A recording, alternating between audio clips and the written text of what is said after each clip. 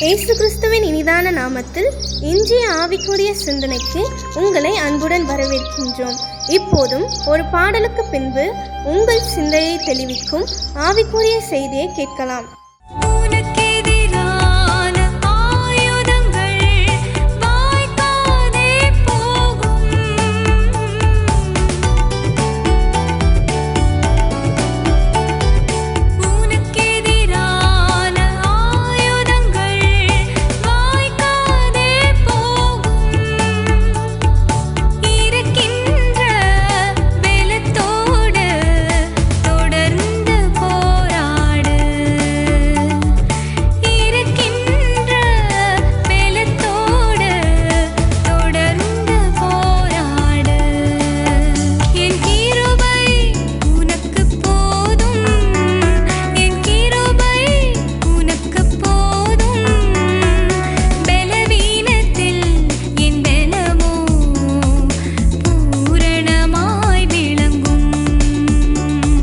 நமக்கு விரோதமாய் உருவாக்கப்படும் ஆயுதங்களை வாய்க்காமல் போக செய்கிற ஆண்டவராக இயேசுவின் இனிதான நாமத்தினால் உங்களை வாழ்த்துகிறேன்.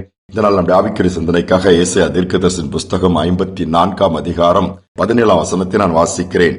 உனக்கு விரோதமாய் உருவாக்கப்படும் எந்த ஆயுதமும் வாய்க்காதே போம். உனக்கு விரோதமாய் நியாயத்தில் எழும்பும் எந்த நாவை நீ குற்றப்படுத்துவாய். இது கர்த்தருடைய ஊழியக்காரன் சுதந்திரமும் என்னால் உண்டான அவருடைய நீதியுமா இருக்கிறது என்று கர்த்தர் சொல்லுகிறார். இந்த வசனத்தை கொஞ்சம் நாம் யோசித்து பார்ப்போம். ஆனால் எவ்வளவு ஆச்சரியமாக இருக்கிறது. விரோதமா ஆயுதங்கள் உருவாக்கப்படும், ஆனால் அவைகள் வாய்க்காது. உனக்கு விரோதமா ஆயுதமே ஏற்படாது என்று ஆண்டவர் சொல்லவில்லை. விரோதமாய் சத்துருக்கள் எழும்பத்தான் செய்வார்கள், விரோதமாய் காரியங்களை ஏற்படுத்தத்தான் செய்வார்கள், விரோதமாய் பேசத்தான் செய்வார்கள், திட்டங்களை கூட தீட்டத்தான் செய்வார். ஆனால் செயல்படுத்த முடியாமல் கர்த்தர் அதை தடைப்படி போடுவார், அல்லது அவைகள் வாய்க்காமல் போகும்படியாக கர்த்தர் செய்து விடுவார். இஸ்ரேல் ஜனங்கள் எகிப்தின் அடிமைத்தனத்திலிருந்து வெளியேவார்கள். 430 ஆண்டுகள் அடிமையா இருக்கிறார்கள். பார்வோன் அவர்களை விடுவிக்கிறார், ஆனால் அவன் மனசு மாறல. இந்த ஜனங்களை திருப்பி அடிமையாக்க வேண்டும் என்று தொடர்ந்து வருகிறான். யாத்திராகமம் 14 அதிகாரத்தில் வாசிக்க முடியும். அப்பொழுது அவர்கள் வேகமாய் செங்கடலை பிளந்து கொடுக்கிறார். ஆண்டவர் அதிலே கடந்து போகும்போது கூட பிடித்துட்டு போயிருவாங்களோ என்று நிலைமை வந்துச்சு. ஆனா கர்த்தர் அந்த இடத்துல தமது கரத்தை நீட்டி கிரிகளை ஆரம்பித்தார். பார்வோன் சேனை அவர்களை இஸ்ரேல் ஜனங்களை நெருங்காதபடி தடை பண்ணினார். அதோடு மட்டுமல்ல, இஸ்ரவேல் ஜனங்கள் செங்கடலை கடந்து அக்கறைப்பட்டார்கள். ஆனால் நடு கடலிலே பார்வோன் சேனை மாட்டிக்கொண்டது. கடல் அவர்களை மூடி போட்டது. அவள் போட்ட திட்டம் வாய்க்காமல் போய்விட்டது. உங்களுடைய வாழ்க்கையில விரோதமா சத்துருக்கள் எழும்புகிறாங்களா? எந்த விதத்திலும் ஆண்டவர் மேலே கை போடாதபடி, பாதிப்பு ஏற்படுத்தாதபடி கர்த்தர் சத்துருக்களின் கிரியைகளை அழித்து போட்டு விடுவார். சமீபத்தில் ஒருத்தர் சொன்ன காரியம் எனக்கு அதிக ஆச்சரியத்தை கொடுத்தது. நம்முடைய மாநிலத்தை விட்டு அடுத்த மாநிலத்திலே மிஷினரியாக சென்ற ஒரு சாதாரண ஒரு மனிதர் அங்கு ஊழியம் செய்கிறார். எவ்வளவு எதிர்ப்புகள், அவர் போய் அங்கு ஊழியம் செய்கிற இடங்கள் எவ்வளவு எதிர்ப்பு. அவரை எப்படியாவது தடை செய்ய வேண்டும் என்று சொல்லி அங்குள்ள மந்திரவாதி ஜனங்களை தூண்டிவிட்டார். எவ்வளவு கஷ்டங்களை கொடுத்தாலும் இவர் அதை சகித்துக் கொண்டு ஊழியத்தை செய்யும்படியான அந்த பாரத்தோடு ஆண்டவர் கொடுத்த அந்த தரிசனத்தோடு கூட அங்கு ஊழியத்தை செய்கிறார். ஆனால் அந்த மந்திரவாதிக்கு பொறுக்க முடியல. எவ்வளவு மந்திரங்கள் ஏவல்களை பண்ணி பார்த்து அந்த மனிதனை தொடவே முடியவில்லை. என்னால் கர்த்தருடைய ஊழியக்காரனாக இருப்பதனால் எந்த விரோதமான காரியங்கள் வாய்க்காதே. உடனே ஒரு நாள் அந்த ஊழியக்காரன் அந்த வழியாகத்தானே ஊழியத்தை முடித்துவிட்டு போவார் என்று சொல்லி குறிப்பிட்ட ஒரு இடத்துல மறைந்து நின்று தன்னிடத்தில் உள்ள ஒரு துப்பாக்கினால் அவர் எப்படியாவது சுட்டுவிட வேண்டும் என்று சொல்லி ஆயத்தமாய் காத்துக் கொண்டிருக்கிறார். அதே மாதிரி அந்த ஊழியரும் அந்த நேரத்தில் அந்த வழியாக கடந்து வருகிறார். கடந்து வரும்போது தன் துப்பாக்கி எடுத்து குறி பார்த்து சுடுகிறார். துப்பாக்கி வேலை செய்யவில்லை. இவர் அதுக்கு முன்பாக டெஸ்ட் பண்ணுகிறார், அது வேலை செய்கிறது. இப்ப என்னடான்னு சொல்லி ட்ரை பண்றார். திருப்பி அது துப்பாக்கியில் இருந்து அந்த தோட்டா வெளியே புறப்பட்டு வரவே இல்லை.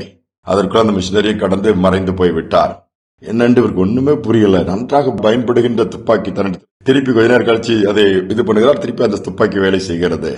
அந்த மந்திரவாதிக்கு ஒரு பயம் வந்து விட்டது. இந்த மனிதனுடைய தேவன் பெரியவர் என்று சொல்லி ஒரு எண்ணம் மனதுக்குள்ள வந்து துப்பாக்கியை போட்டுட்டு நேரா போய் அந்த ஊழியர்கிட்ட போய் சரண்டர் ஆயிட்டார். நடந்தது எல்லாத்தையும் சொல்லுகிறார். கடைசியில் என்ன நடந்தது? எனக்கும் அந்த இயேசு வேணும், நானும் ஏற்றுக்கொள்கிறேன் சொல்லி அந்த பகுதியில் உள்ள ஒரு ஜனங்களுக்குள்ள ஒரு பெரிய மாற்றத்தை கொண்டு வருவதற்கு இடத்தை கொடுத்த ஆலயத்தை கட்டி எல்லாவற்றையும் ஆண்டவரை ஆராதிப்பதற்கு காரணமாகவே அந்த மந்திரவாதி மாறிவிட்டானாம். பாருங்கள், விரோதமாய் உருவாக்கப்பட்ட ஆயுதத்தை கர்த்தர் வாய்க்க பண்ணாமல் போனார். அதோடு மட்டுமல்ல, விரோதமாய் எழும்பின மனிதனை கர்த்தர் தன்னுடைய பிள்ளையாக மாற்றிவிட்டார்.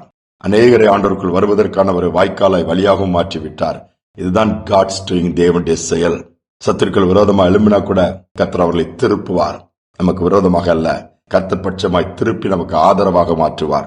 ஒருவேளை இன்னைக்கு கஷ்டத்தின் பாதையில கடந்து போகலாம், நெருக்கத்தின் பாதையில் கடந்து போகலாம். அலுவலகத்தில் எதிரிகள் இருக்கிறாங்க, வியாபாரத்தில் எதிரிகள் இருக்கிறாங்க, போட்டி பொறாமைனால எரிச்சல் படுறாங்க, தேவையில்லாதெல்லாம் குடும்பத்துக்கு விரோதமா செய்யறாங்க, சொத்துக்காக பணத்துக்காக சொல்லி புலம்ப வேண்டாம். நம்ம ஆண்டவருடைய பிள்ளையா இருப்போம் என்று சொன்னால், ஆண்டவருக்கு பிரியமா நடப்போம் என்று சொன்னால், எப்படிப்பட்ட விரோதமான ஆயுதங்கள் நமக்கு விரோதமாய் உருவாக்கப்பட்டாலும் கர்த்தர் அதை வாய்க்க பண்ணாமல் அப்படியே ஒன்றுமில்லாமல் போக பண்ணுவார்.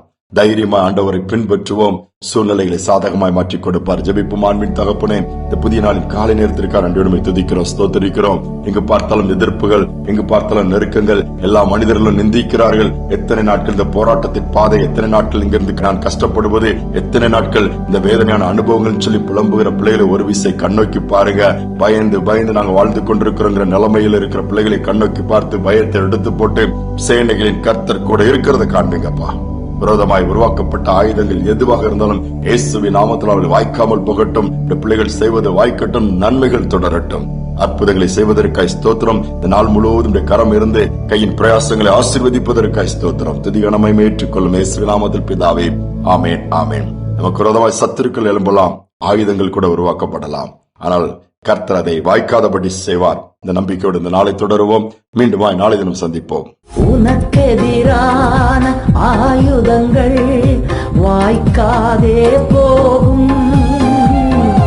உனக்கெதிரான ஆயுதங்கள் வாய்க்காதே போகும். உன்னை எதிர்த்து வழக்காடுவோர் உன் சார்பில் வருவார்கள். இன்று உன்னை எதிர்த்து வழக்காடுவோர் உன் சார்பில் வருவார்கள். நீ அழ வேண்டாம், அழ வேண்டாம், அதிசயம் செய்திடுவார். நீ அழ வேண்டாம், அழ வேண்டாம், அதிசயம் செய்திடுவார்.